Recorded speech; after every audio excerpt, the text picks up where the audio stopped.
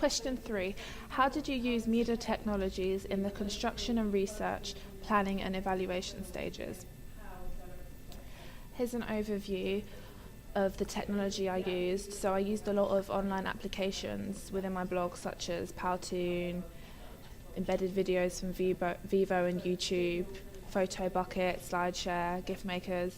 But I also used some software on the Macs like Camtasia, Final Cut and Photoshop. One of the most important pieces of technology for me personally was the video cameras, because I feel that it enabled our group to get the right look we were going for. So we ended up taking a lot of handheld shots, which doesn't usually look professional, but it was relevant for our video because it was a pop music video and there was movement in the shots, so we'd move in time with the beat whilst filming. Here's me filming Ori, just holding the camera with my hand, and this was actually one of my favourite shots in the end. It was effective because we could follow the artist around and engage with the artist, really get good shots of her facial expression as well. Blogger was also one of the key pieces of technology I used, especially during the research and planning stages. It helped me to keep track of the projects, and I sort of used it like a diary.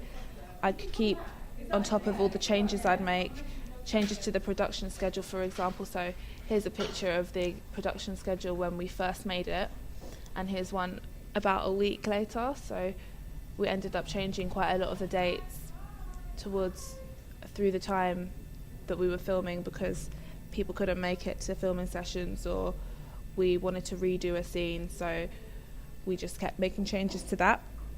It stopped me from getting confused and kept everything in my mind. I could refer back to things easily, for example, compare a new idea with a previous idea and have enough evidence to make the right decision on which idea to go with. YouTube was specifically important through the research stages towards the beginning. It was very useful to find examples of existing videos.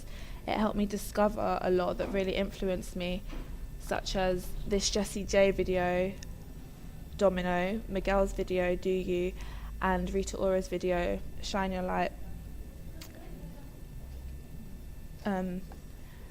Rita Ora's video really influenced this blur effect that we use at the beginning of our video, and then me and Ori went to find a tutorial on how to achieve it on YouTube, and without YouTube we wouldn't have known what to do. I mean, we could have asked one of the technicians, but we were able to use our initiative to go and find that, and then in the end it was really effective and we were very pleased with it. We also used YouTube whilst researching the different theories and researching Laura Mulvey. We used this Dizzy Rascal video, and I took a lot of screenshots of dismemberment, and it just helped me understand what dismemberment really was and how it looked, rather than just hearing about it and from what people told me. So having that evidence there because of YouTube was important for me. Using Final Cut Pro was definitely one of the most important pieces of technology. Although I used it to make a few videos before, for example, the animatics, the two animatics here, I'll just show. Here's the first initial one, just to put still images together. It's quite simple. And for the second one, but I also used it to put the audience research together when we were asking the audience members what they thought the main conventions were of pop music videos and what they'd expect to see in them, and just getting all our ideas together and putting them in one place. Final Cut really helped with that, but most importantly to edit the actual video. So it really helps with editing to the beat and aligning the lip syncing with the song. I don't think that would have been possible if Final Cut wasn't there with all the markers and being able to stretch the clip and compress the clip. on our video we used certain effects specific to Final Cut Pro, like using fast motion, which we used on this shot of Ori holding the rose, and slow motion on this shot. We also used a layering effect, so we had 2 different shots and we layered them on top of each other in the bars here, making one transparent, and that became one of the prominent features within our video.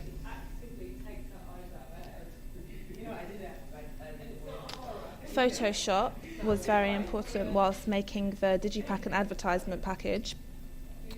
I used different layers to construct the products. For example, start with a background and add the image on top, then add the text on top of that.